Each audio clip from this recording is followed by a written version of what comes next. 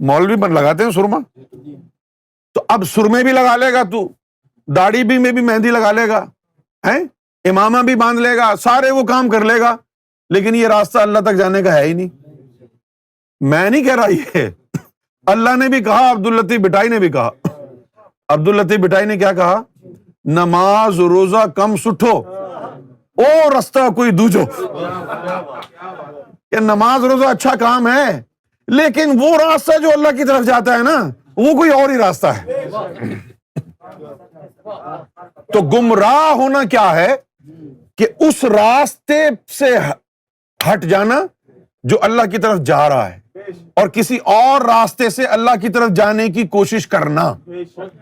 جس طرح شریعت کا راستہ اللہ تک جاتا ہی نہیں ہے، آپ اسی میں لگے رہیں، ٹھیک ہے، اسی کو دین سمجھتے رہیں۔ وہ جو طریقت کیا ہے؟ طریقت نکلا ہے طریق سے، طریق کا مطلب ہے راستہ، کیوں بھائی امجد؟ طریق کا مطلب ہے ہاں، اور شریعت کا کیا مطلب ہے؟ قانون، صحیح ہے نا؟ تو قانون ہے آپ کے پاس، جیسے گاڑی چلانے کے لیے انگلینڈ میں ہائی وے کوڈ ہوتا ہے، گاڑی چلانے کا قانون ہے کہ بھئی آپ نے ایسے گاڑی چلانی ہے، یہ سائن آئے گا تو اس کا یہ مطلب ہوگا، اسٹاپ سائن آئے گا تو آپ نے فل روکنا ہے گاڑی کو، ٹھیک ہے نا؟ اگر ییلڈ کا سائن آئے گا، گیو وے کا سائن آئے گا تو آپ نے وہاں پر دیکھنا ہے کہ کوئی گاڑی آ تو نہیں رہی، if it is safe you can pass. یہ قانون ہے۔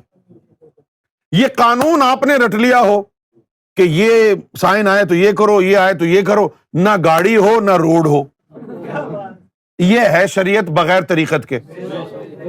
داڑھی بھی رکھ لی، درود شریف بھی پڑھ لیا، سرما بھی لگا لیا، امامہ بھی سب کچھ کر لیا، اور اس راستے پہ تو چل ہی نہیں رہا جو راستہ تجھے اللہ کی ذات کی طرف لے کے جائے گا۔ اسی کو گمراہی کہتے ہیں۔ وہاں پہنچے گا تو پھر دیکھیں گے نا کہ تجھ میں کتنا دم ہے، کیونکہ صراط مستقیم پر تو شیطان بیٹھا ہوا ہے۔ یہی وجہ ہے کہ جو لوگ اس دل والے علم کو حاصل کرتے ہیں ان پر شیطان کے حملے دائیں بائیں آگے پیچھے سے ہوتے ہیں، کبھی بیوی کی طرف سے، کبھی شوہر کی طرف سے، کبھی بیٹی کی طرف سے، کبھی بھائی کی طرف سے، کبھی ماں کبھی باپ کی طرف سے، کبھی رشتہ داروں کی طرف سے، سب ٹوٹ پڑتے ہیں۔ یہ کیا کر رہے ہو؟ یہ کیا کر رہے ہو؟ یہ کیا ہے؟ نماز پڑھو، روزہ رکھو، تسبیح پڑھو، یہ تم کیا لگ گئے ہو؟ یہ کون سا راستہ ہے؟ غلط راستے پر چل گئے ہو تم۔